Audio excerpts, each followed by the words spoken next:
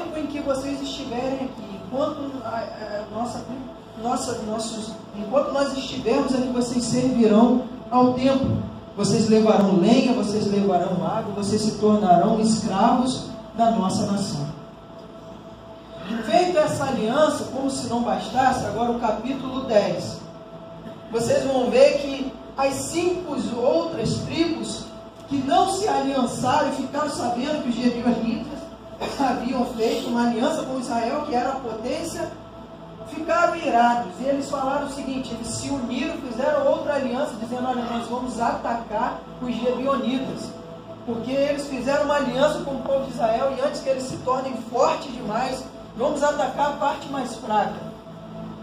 Os gibeonitas, ouvindo isso, ouvindo, porque antigamente havia anúncios de guerra, não acontecia como hoje em dia, que a guerra acontece de nada, mas existiam a pessoa que ia levar, os mensageiros de guerra, que levavam um ao outro. Quando eles souberam, os gibeonitas, eles foram exercer e pedir aquilo que lhe era de direito. Eles haviam feito uma aliança.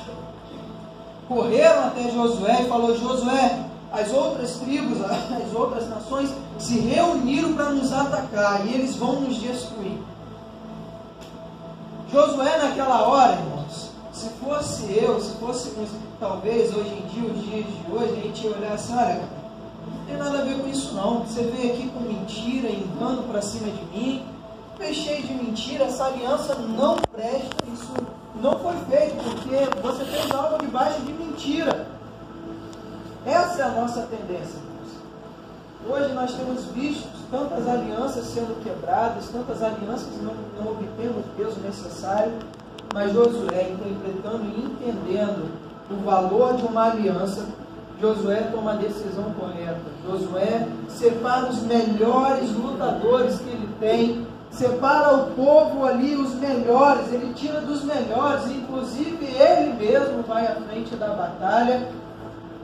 E aí, como sinal de que Deus se alegra do posicionamento da aliança que Josué tinha feito, se alegrou da honra a qual Josué e do peso a qual ele deu à aliança, Deus faz com que, quando os israelitas vão atacar aquelas tribos, a noite perdure até o outro dia. Ou seja, é como se fosse um período de noite, e o que era para ser dia se tornar noite novamente, para que o povo de Israel pudesse derrotar, e como foi feito, o povo de Israel derrotou grandemente todas aquelas tribos durante a madrugada, e eles obtiveram ali a vitória e livraram os gibeonitas de serem mortos e destruídos. Queridos, não é de hoje que o Senhor ele se alegra com alianças. Por que eu estou falando tudo isso? O Senhor ele preza pelas alianças a qual nós fazemos. E eu não sei se você sabe, foi dito aqui pelo nosso irmão Antônio, que nós fazemos muitas das vezes rituais, cantamos coisas que muitas das vezes a gente não sabe o que está fazendo.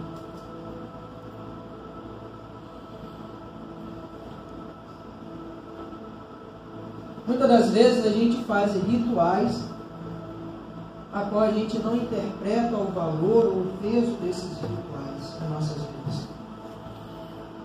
Passou-se muito tempo, Jesus veio, cumpriu a lei, fez ali grandes maravilhas.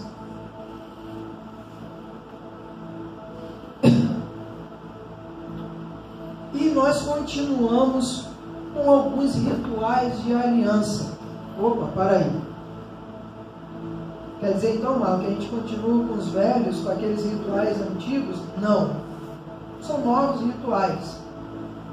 Mas até mesmo esses novos rituais, como nós acabamos de ver, essas alianças a qual são feitas por intermédio desses rituais, elas têm um peso muito grande. Quais são esses rituais? Eu vou trazer aqui 2 rituais no mínimo que nós temos, e que muitas das vezes a gente não olha com a devida atenção o valor e o peso dele. O primeiro que a gente vai dissertar aqui será sobre o intuito da graça. Amado, mas graça é de graça, como a Bíblia diz, não é verdade? Se não for de graça, não é graça. Vocês concordam?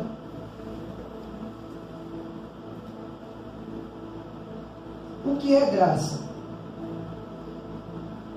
Eu gostaria de ler com vocês Romanos 6, ou que vocês ouvissem, se assim preferirem. Diz assim: portanto, o que vamos dizer? Será que devemos continuar vivendo no pecado para que a graça de Deus aumente ainda mais? É claro que não. Nós já morremos para o pecado. Então, como podemos continuar vivendo nele? Com certeza, vocês sabem que quando fomos batizados, olha, outro ritual, quando fomos batizados, para ficarmos unidos com Cristo, fomos batizados para ficarmos unidos também com a sua morte.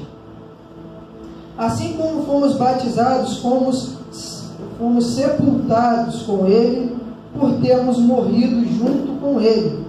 Isso para que, assim como Cristo foi ressuscitado pelo poder da glória do Pai, assim também nós vivemos uma vida nova. Pois se fomos unidos com Ele por uma morte igual a dele, assim também seremos unidos com Ele para a ressurreição igual a dele. Pois sabemos que a nossa velha natureza pecadora já foi morta com Cristo na cruz, a fim de que o nosso eu, pecado, fosse morto.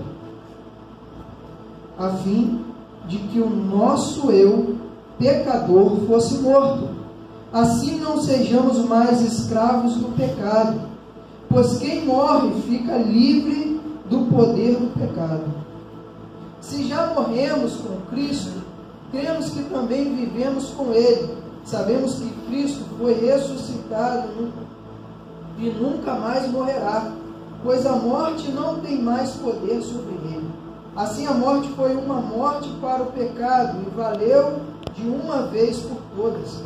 E a vida que vive agora é uma vida para Deus.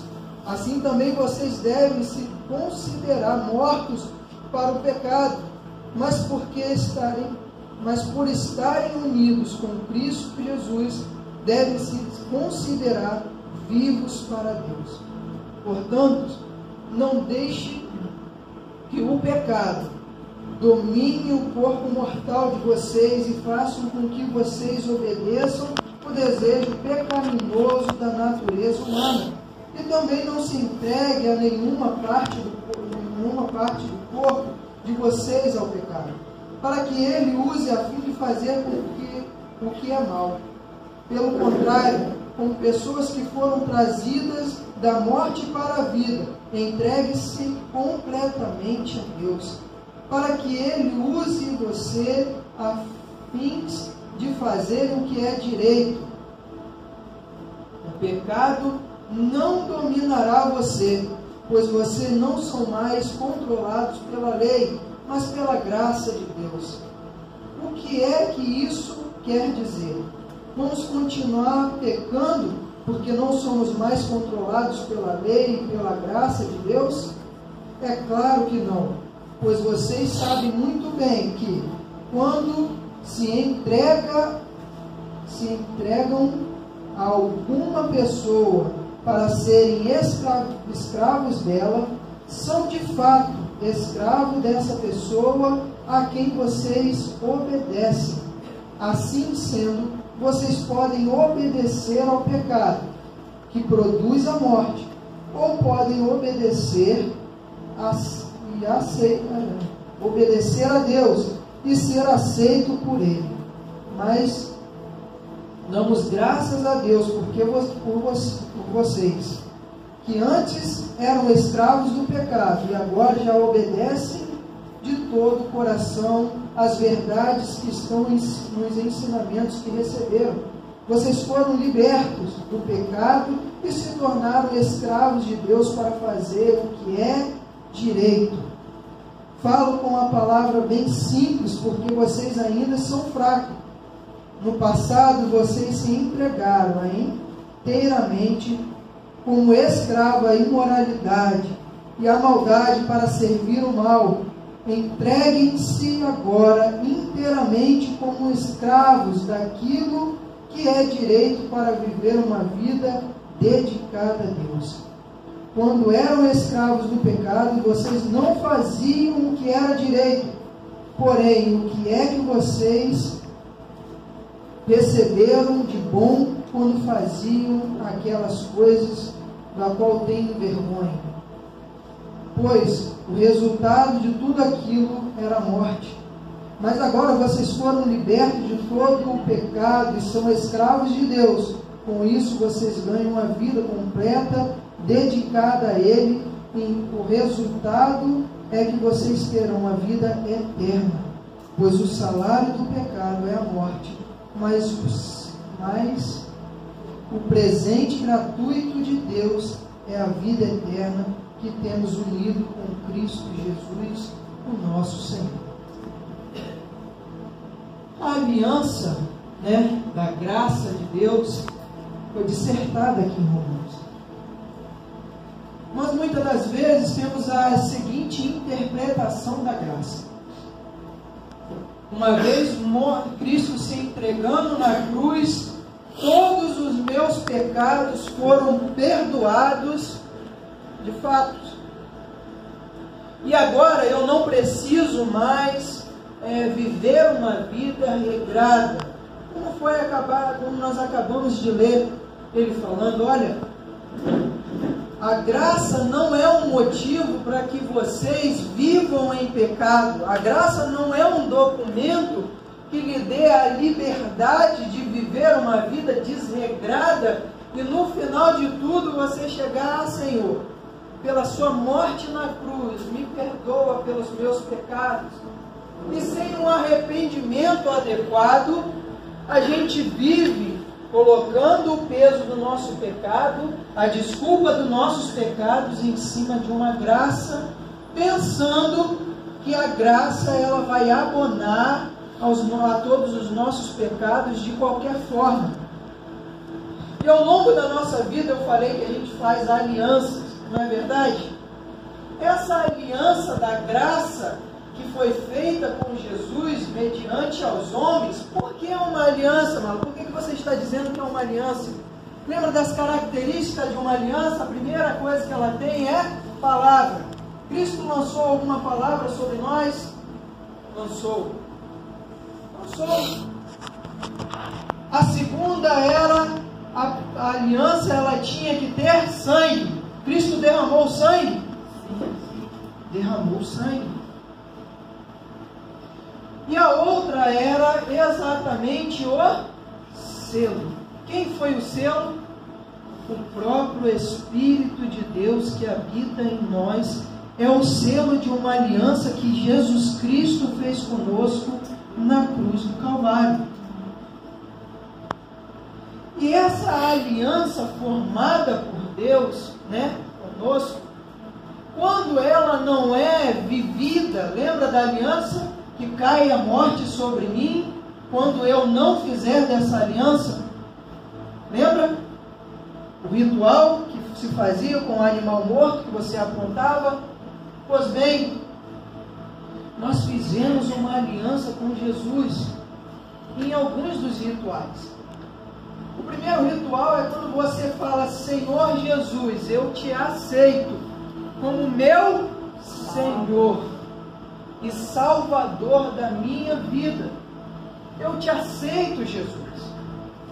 E a outro ritual que nós fazemos de aliança com o Senhor é o batismo. Ele acabou de falar aqui que quando nós fomos batizados, o que é batismo, irmãos? Batismo nada mais é do que uma aliança com Deus mediante aos homens, confessando os meus pecados e dizendo: eu a partir de hoje morro para que uma nova vida se ponha em mim. Junto dessa aliança do batismo, vem a responsabilidade de adquirirmos a lei da graça. Ué, amado, você está falando sobre lei da graça? Eu vou te dizer então porque ela se tornou para a gente uma lei. Como acabamos de ler, nós agora nos tornamos escravos de Cristo, escravos do padrão de Cristo, para que viéssemos a ganhar a vida. Irmãos, a graça, ela foi dada para que vocês entendam da seguinte forma. Imagina que existe um juiz, e esse juiz, a representação é o próprio Deus. Existiu um condenado. Condenado é a humanidade, a pessoa que errou, está diante do juiz para receber ali o seu veredito. Do outro lado existe o advogado de defesa, é o próprio Cristo Jesus, certo? E existe o advogado de acusação. Quem é ele? Satanás. Exatamente. Imagine agora que vai se iniciar agora esse como é que se dá o nome? Esse julgamento. E esse julgamento com a palavra agora, o advogado de acusação. Olha, eu quero dizer que este homem, desde o jardim do Éden, a humanidade caiu, ele pecou. E a sua palavra, a sua justiça, a lei diz que o salário do pecado é morte. Do outro lado, com a palavra, o advogado de defesa.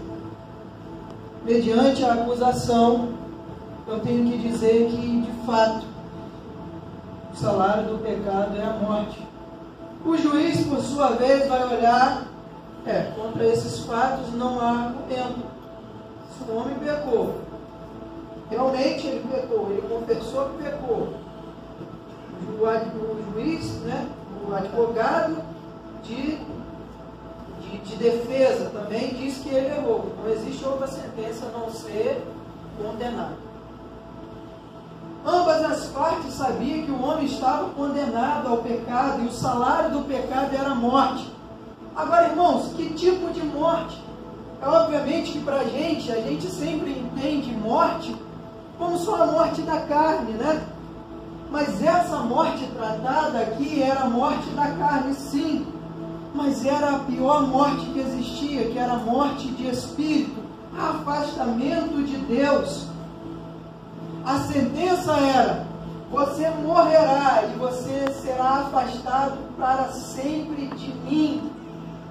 Nunca mais você terá direito a ter relacionamento, nunca mais você terá direito, porque você foi morto, você não tem condições de ter uma vida, de ser reconectado comigo. Só que aí, antes que termine a sentença, o advogado de defesa se olha para o juiz e fala: olha, eu tenho uma proposta.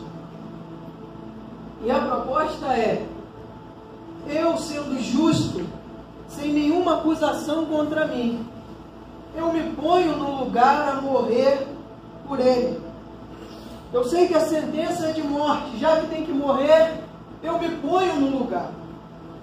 Com isso, o advogado de defesa, que se põe no lugar da humanidade que estava sentenciada à morte e separação de Deus eternamente, agora tem uma nova oportunidade.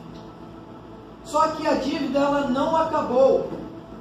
Repare, o advogado de defesa compra a dívida, mas a dívida não acaba. E agora o advogado de defesa chega para o acusado e fala: olha, eu comprei a sua dívida. Como nós sabemos, Cristo Jesus se entregou na cruz do Calvário, morreu e ao terceiro dia ressuscitou. Ao ressuscitar, ele não chega para a humanidade, ele não chega para o acusado e fala: olha, você é obrigado agora a me servir, a ser meu. Mas ele chega para a humanidade e fala o seguinte: olha, você agora tem uma nova oportunidade de voltar a ter a vida que sou eu. Mas você tem a escolha. Não é verdade? Você tem a escolha. Então a graça, irmãos, não está no fato somente dele perdoar os nossos pecados. A graça de fato está no ato dele nos reconectar com o Pai. A reconexão com o Pai, a vida de novo com o Pai, isso nós não tínhamos a capacidade de fazer, irmãos. A palavra de Deus diz que ainda que você entregue a sua vida por inteiro, ainda que você fizesse qualquer coisa, nenhum de nós tínhamos a capacidade de reconectarmos de novamente com o Pai. Eu quero que você entenda também o seguinte sobre a graça. A graça não é Satanás colocando a ira dele, o poder dele, a destruição dele sobre a humanidade. Não é isso. A graça aquilo que Deus é aquilo, o sentimento de Deus, né, da justiça de Deus, vindo sobre a humanidade que agora é pecadora. Ou seja, o homem estava sendo condenado não porque Satanás era aquele que tinha o poder de condenar o homem, mas o homem estava sendo condenado pela justiça de Deus. Jesus morreu não foi porque Satanás assolou ele, matou ele. Jesus morreu porque ele queria cumprir a justiça do Pai. Quando eu vejo por esse ângulo, eu tenho que entender o seguinte: a graça nunca foi um documento que me permite pecar contra o Senhor, porque contra o pecado, Deus matou o seu próprio Filho, porque Deus é justo. Esse é o primeiro paradigma a ser quebrado sobre a palavra graça.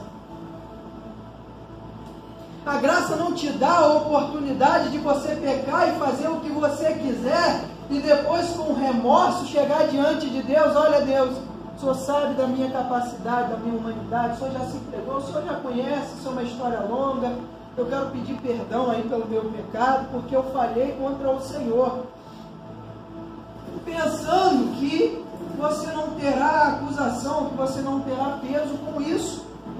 Lembra da aliança? Toda aliança, você tem que cumprir a sua parte.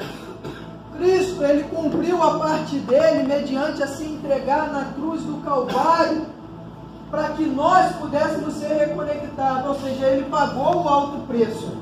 Agora falta a nossa parte. A nossa parte é viver aquilo que Jesus disse: eu sou o caminho, a verdade e a vida. Se nós não andamos por aquilo que Jesus é, se nós não nos tornamos escravos de Jesus, escravos no sentido de viver e entregar tudo aquilo que somos, tudo aquilo que pensamos, tudo aquilo que nós viemos aqui e que somos para Deus, e negarmos a nossa carne, não andarmos mais pelos nossos pecados, não andarmos mais pela nossa vontade, eu quero te dizer que você está do lado oposto dessa aliança. E qual é o oposto dessa aliança? Se seguir a Cristo você tem vida, mas se você não seguir essa aliança, você tem morte. Você tem morte. A aliança que Deus fez da graça, da reconexão, nos trouxe também a aliança de termos que viver pelo padrão que Cristo nos deu. Em detalhes, irmãos. Lembra que eu falei do valor da aliança, irmãos? Muitas das vezes a gente toma a graça como qualquer coisa. Muitas das vezes a gente não olha o peso da graça e o que ela significa de fato. A gente só olha o lado bom da graça, a gente olha, não, nós temos vida com o Pai, né? Nós fomos reconectados com o Pai, é verdade. Mas eu quero te dizer que quando você não cumpre com a parte da aliança, você está trazendo sobre você morte, destruição. Quando você se nega a cumprir o padrão de Cristo, quando você se batiza, faz uma aliança e agora você não vive pela aliança qual você fez, eu quero te dizer que o padrão da morte vai se instalar em você, porque o juiz, ele não poupou o seu próprio filho, o que dirá a mim e a você? Pela justiça de Deus, Deus não poupa o seu filho, pelo contrário, ele diz que ele teve prazer em ver se cumprir no seu filho a sua lei, a sua justiça, para que nós tivéssemos a oportunidade agora de sermos reconectados. Irmãos, ao mesmo tempo que está atuando o amor, a graça de Deus, a justiça vem junto, porque são características de Deus que não se separam. Nunca vai se separar. Deus nunca vai ser só amor, Deus nunca vai ser só justiça. A característica dele sempre vão andar juntos. No jardim do Éden, Deus coloca a árvore ali da destruição, do fruto do bem e do mal. Todas as outras árvores podiam se comer. Ele sempre vai te dar dois caminhos para você escolher. Sempre. O problema é que esse negócio da graça agora, ao invés de nós nos seguirmos e andarmos como Cristo, a gente quer colocar a palavra de Deus ao molde da nossa vida e da nossa vontade. Tudo que a gente vive, tudo que Cristo falou sobre amar ao próximo, sobre perdoar, todos os padrões de Cristo, Gálatas 5 vai falar sobre andar no Espírito e andar na carne. Gálatas vai dissertar a partir do verso 16, ele vai falar, olha, mas o pecado da carne é imoralidade, impureza sexual, e aí ele vem dissertando, diversas coisas ali, que fala sobre o pecado do homem, o desejo da carne, de Gálatas. E muito desses desejos, muitas dessas coisas,